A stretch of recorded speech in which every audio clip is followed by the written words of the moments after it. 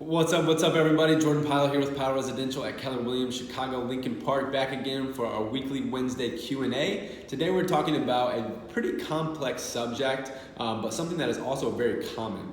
So we are talking, and if this describes you, you should definitely tune in here. We are talking about the process. What are the best practices when you have to sell a property that you currently own in order to then go and purchase a new property? Some people are fortunate enough that they can basically keep their current property and go purchase another one without having to sell their existing residence. But the majority of people, I would say, would group into the category that they need to sell, take those proceeds from the sale of their current residence to then now go and apply that to their next home. So what I wanted to talk about is diving into kind of the details on what that process looks like, what dominoes have to fall first in order to make all of this work out for you. You know, it can be very stressful if you have an agent that doesn't know this process. Me personally, I've done this 5 to 6 times this year with clients who were both a seller and then they became a buyer simultaneously. And I'll tell you, it is complex. There is a leap of faith. There is a lot of trust that is required for this, but that's why having a strategy and having a set kind of plan to execute is the most important thing here.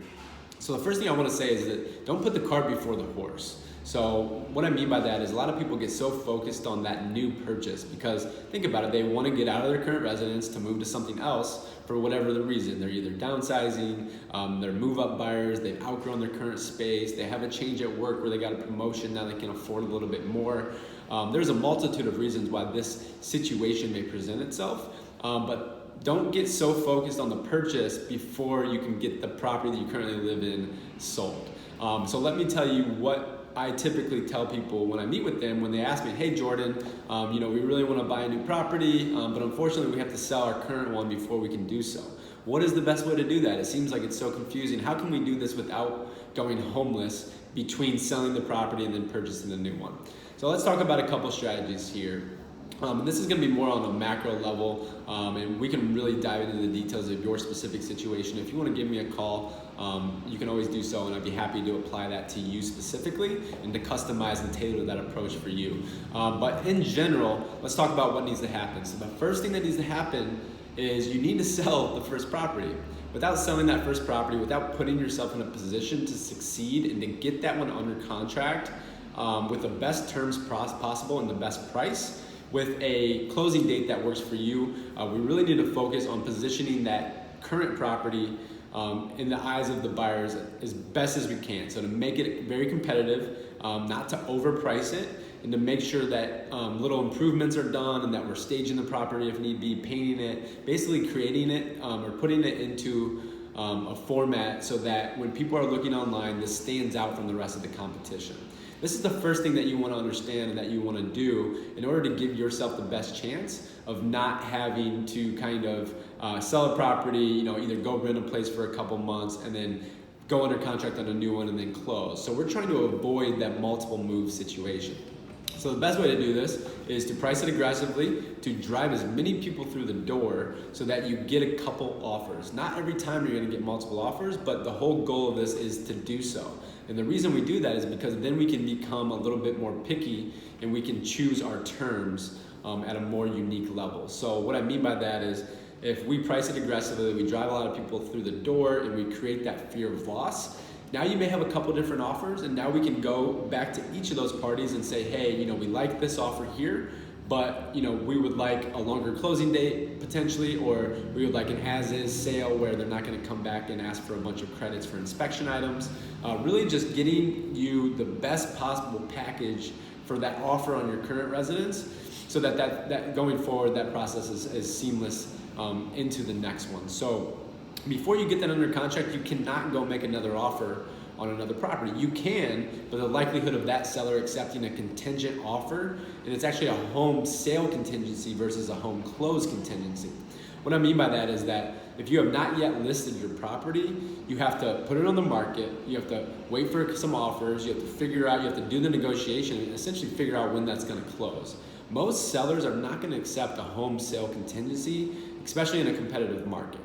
Because that's, if you switch heads and you put yourself in their shoes, that's a lot of risk if they get down the road and for whatever reason you can't sell your property and it makes you unable to then purchase their property, obviously now that's a lot of time on the market, a lot of downtime, and that's a lot of carrying costs that they don't want to eat. So really the best thing here to do is to get your property on the market as soon as possible. Don't rush it, because it's equally as important to position it in a way that it looks as good and attractive as possible versus just pushing it to the market, because this combination is going to allow you to sell it in the quickest period of time at the highest possible dollar with the best terms. And that's the unique part, right? So in order to not go homeless, typically what you want to do is you want to get it under contract as soon as possible, and then you want to basically work in a longer closing date. For example, maybe not 30 days, but maybe 60, so that by the time you go under contract and start working through that attorney review process, you have at least 30 days, because the average contract to close,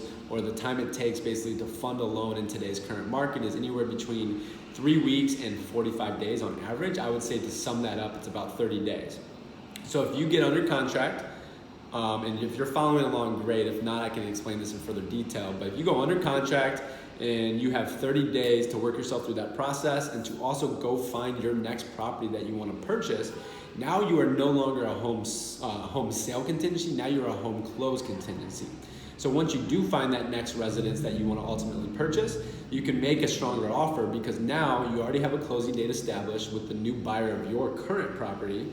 And there's just less risk. There's a layer of risk that is peeled away when you already have the property under contract, and it's going to lead or entice the seller to take your offer and to go under contract with you, even though there are some risk factors still associated.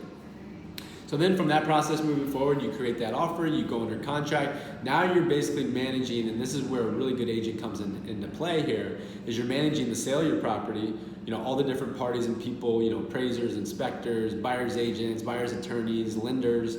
You're managing all that on the sale, but then you're also doing all this for yourself on the other side of it, right? So in a perfect world, the way this looks is you list your property, you get it under contract the first weekend. Once going under contract, you get very, very active in the market, and you already should be popping around open houses and basically getting a feel for really where you want to be and what types of properties that you like, so that as soon as you go under contract, you can go out there and you can basically pull the trigger on making an offer on a new property. Once you make that offer, best case scenario is it gets accepted, and then now you're just working through the process from contract to close on both of the sales. And typically the best way this works is that you will close the exact same day. So you will close on the purchase of your or the sale of your current property in the morning, because then you will then have those proceeds transferred into your account, and then you can reroute those to the title company for the purchase of your new property. So now you're freeing yourself up by having these funds available to you now, and then basically shifting those into the hands of the seller of the new property that you are buying. So I hope that makes sense. I know it's very complex. I'd be happy to really break this down for you specifically, and like I said in the beginning, to tailor this to your specific situation.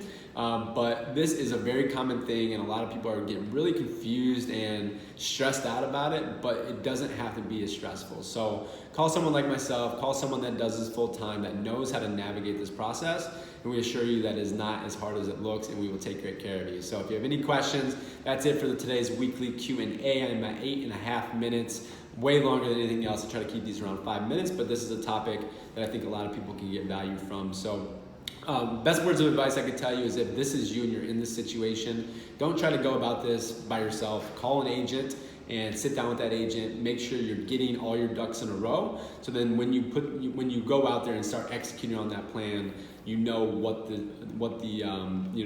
desired outcome is, and we can stay on task to make that come true. So Jordan PYLE, guys, with PYLE Residential. If we can do anything to help you, whether it's sell, buy, or invest in the Chicago real estate market, we're your go-to resource here. So call me anytime. Talk to you guys soon.